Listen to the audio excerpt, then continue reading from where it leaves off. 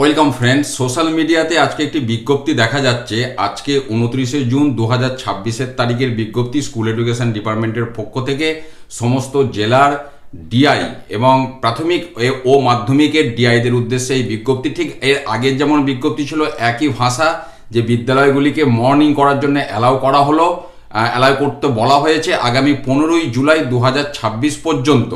আর ওই একই বক্তব্য কিছু কিছু জেলা থেকে এখনও ওয়েদার সম্পর্কে রিপোর্ট আসছে, ছেলে মেয়েদের স্বার্থের কথা ভেবে এই সিদ্ধান্ত বিদ্যালয়গুলির ওপর ছাড়া হয়েছে।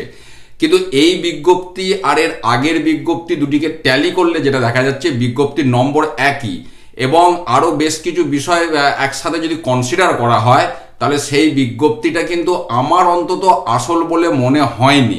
অর্থাৎ সহজ করে বললে যে বিষয়টি দাঁড়াচ্ছে, আজকে যে বিজ্ঞপ্তিতে বলা হচ্ছে বিদ্যালয়গুলিকে আগামী 15ই জুলাই 2026 পর্যন্ত মর্নিং করার জন্য অ্যালাউ করা হলো, এই বিজ্ঞপ্তিটি আপাতত ফেক বলেই খবর কিন্তু সামনে আসছে। অতএব এই বিজ্ঞপ্তিটিকে নিয়ে এখন গুরুত্ব দেওয়ার প্রয়োজন নেই।